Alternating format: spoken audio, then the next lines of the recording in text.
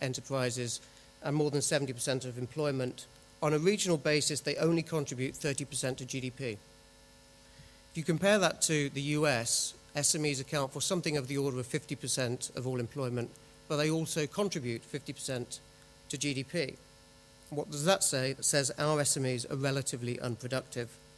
Bad news on one hand, but of course it's great news on the other. There is pent-up productive capacity in our SME segment. And that's a large part of why Abraaj and Riado Enterprise Development is investing in that segment right now. There's so much growth left in the SME segment. It's also why they're critically important to our economies. They represent the engine of future economic growth, both in Dubai and further in the region. More than that, they're actually catalysts for economic development generally, beyond just growth. So diversification, the move into knowledge economies, the move into value-added industries. They're the mechanism through which economies can be less reliant on imported goods or services or indeed hydrocarbons.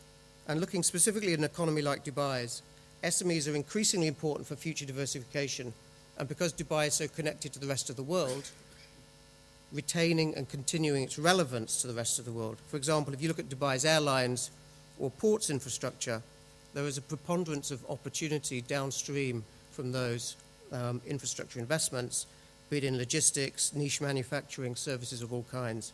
It's SMEs that make and develop and innovate in those downstream activities. And even economies such as Dubai's with relatively full employment and high labor import costs, they need to create new jobs because of the second-order effects of creating new consumers. Now, to illustrate the power of SMEs and their ability to create new jobs, let us turn again to the example of the United States, where between 1980 and 2005, according to a statistic of the Kaufman Foundation, the US created 40 million net new jobs from businesses that were less than 5 years old. Now, in a country with, you would think, relatively saturated employment levels, to create 40 million new jobs from SMEs is quite remarkable. And that's another reason, the final reason why SMEs are so important. They're a vital source of social and economic stability, particularly here. By definition, most people in this region work in an SME, more than 70% on average. And the implications of 40 million new jobs in this part of the world are profound, touching upon economic liberation from poverty, alleviation of social division, the trickle-down effect, and sustainable growth of a diversified economy. The World Bank estimates that we need to create 50 million new jobs in this part of the world in the next 10 years just to retain the same levels of unemployment. We need to be unlocking employment and growth potential in our SMEs. No one country stands alone in this region. Each needs its neighbours. Soon you'll be looking at an entire pan-Arab market of consumers, some 400 million people. Again, it's SMEs that have the opportunity to transgress business borders as well as geographic borders to take advantage of that particular demographic. Now, Dubai is leading the way in many ways. It attracts a disproportionate share of companies that look and have a regional mandate. And we've looked at many of them actually through our SME fund. We're going to continue to do that. We look forward to seeing the Dubai SME 100 companies. Very much hope that we'll have the opportunity of investing in one or two of them. But let me just now address why and how I think we can support our SME segment. SMEs have needs that can be broadly split into two: financial needs and the non-financial enabling environment. It's also a convenient split because basically the private sector should be in one and the public sector in the other. Finance can mean anything from angel finance, a huge and critical missing piece of the jigsaw here, to bank debt, to private equity, and of course to public equity. And undoubtedly SMEs in this region need access to all of these. Some banks are providing finance to SMEs, but more can. Research recently issued shows that the total amount of bank loans in the MENA region going to SMEs is less than 8% of all bank loans. And in the GCC, that number is less than 2%, which frankly, given the importance of SMEs, is pathetically small. But personally, I don't actually blame the banks. When you look at SMEs, you realize that not many of them are bankable in the conventional sense. I don't believe, actually, that high-growth SMEs need bank debt. What they need is long-term, patient capital that doesn't have an interest rate, that provides strategic support. So it's not bank debt. I blame my own industry more than any other, and that is the private equity industry. The fact of the matter remains that private equity penetration in this part of the world is minuscule at less than 1% of GDP.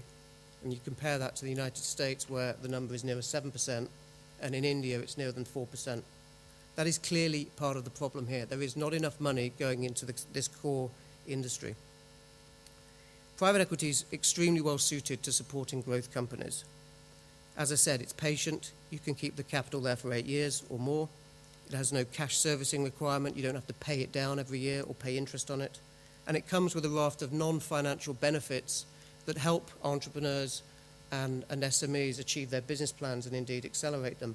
It brings with it improved corporate governance, strategic support, operational support, and access to sophisticated business practices and networks.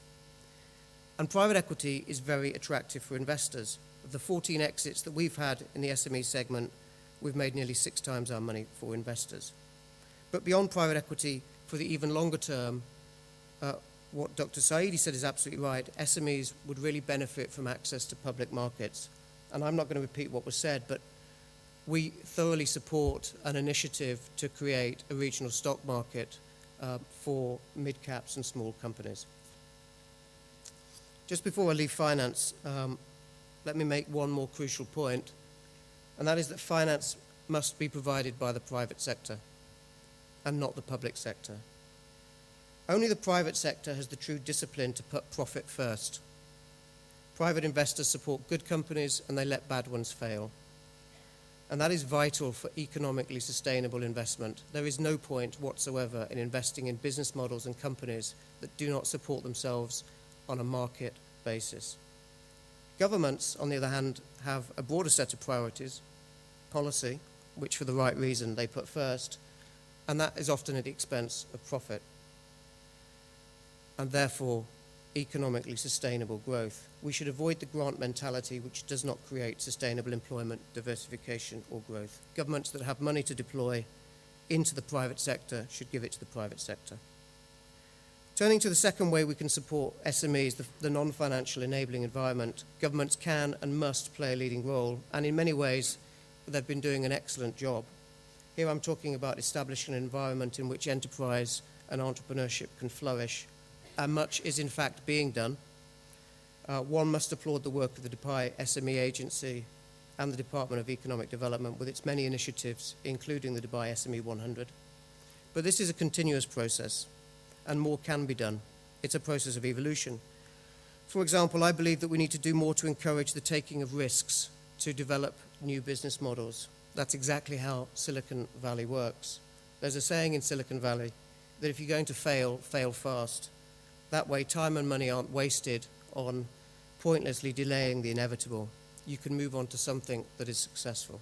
And for that, we need practical and equitable outcomes from economic failure, in place of stigma of failure, unpredictable outcomes, and inequitable outcomes. I'm talking, of course, about insolvency regimes and practices, but also about a culture that accepts failure as an essential part of success. Perhaps the most important outcome of initiatives such as the Dubai SME 100 is the awareness that is raised for the needs of SMEs. Indeed, the entire discipline of visibility economics that was developed by Michael Porter of Harvard Business School suggests that tangible economic benefits follow from SMEs becoming more visible. What is at stake here is significant, and what can be gained is clearly enormous. In my view today, SMEs represent the single best investment opportunity in the region, and especially here in Dubai. SMEs are also the best opportunity for diversified economic growth, for job creation, and to take economies like Dubai's through the next 10 and more years with the confidence of increasing relevance in today's fast-evolving world. Thank you.